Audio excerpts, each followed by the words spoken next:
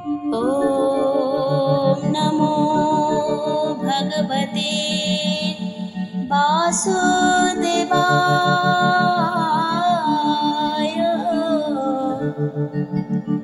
श्रीहरिशरणाष्टकम्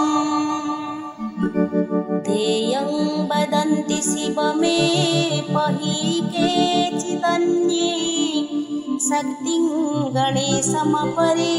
तु दिवाकरं वै रूपे स्तुतैरपि विभासि जतस्त्वमेव तस्मात् त्वमेव शरणं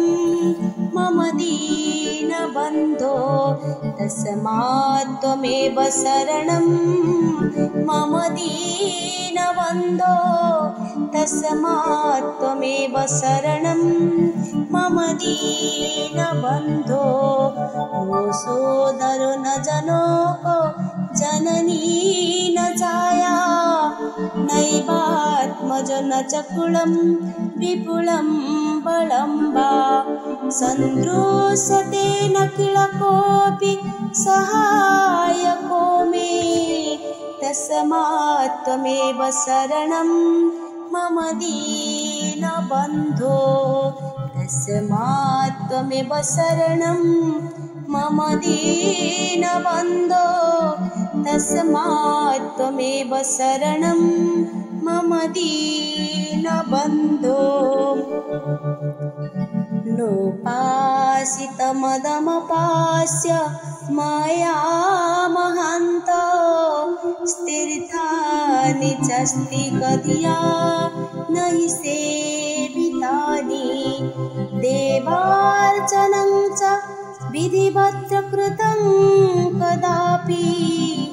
तस्मात् त्वमेव शरणं मम दीनबन्धो तस्मात् त्वमेव शरणं मम दीनबन्धो तस्मात् त्वमेव शरणं मम दीनबन्धो दुर्वासना मम सदा परिकर्षयन्ति चितं शरीरमपि रोगगणादहन्ति सञ्जीवनं च परहस्तगतं सदैव तस्मात् त्वमेव शरणं मम दीनबन्धो तस्मात् त्वमेव शरणं मम दीनबन्धो तस्मात् त्वमेव शरणं मम दीनबन्धो पूर्वं कृतानि दुरितानि माया तु जानी स्मृत्वाखिलानि हृदयं परिकम्पते मे ख्याता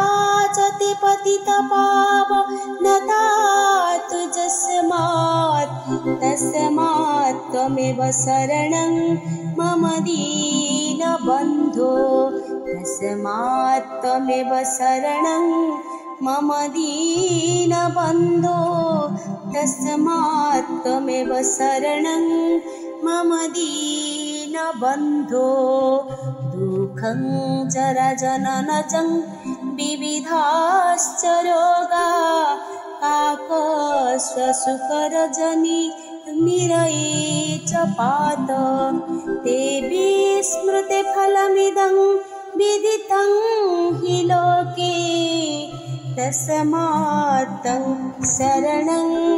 मम दीनबन्धो तस्मात् त्वमेव शरणं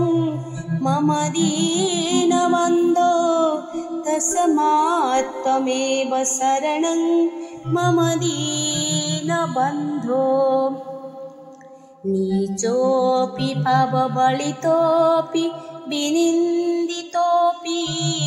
ब्रूयात् बाहमिति जस्तु किलैकवारं तं चास्यसि स निजलोकमिति प्रतङ्क्ते तस्मात् त्वमेव शरणं मम दीनबन्धो तस्मात् त्वमेव शरणं मम दीनबन्धो बन्धो तस्मात् त्वमेव शरणं मम दीनबन्धो वेदेषु धर्मवचनेषु तथागमेषु रामायणेऽपि च पुराणकदम्बके वा सर्वत्र सर्वविधानं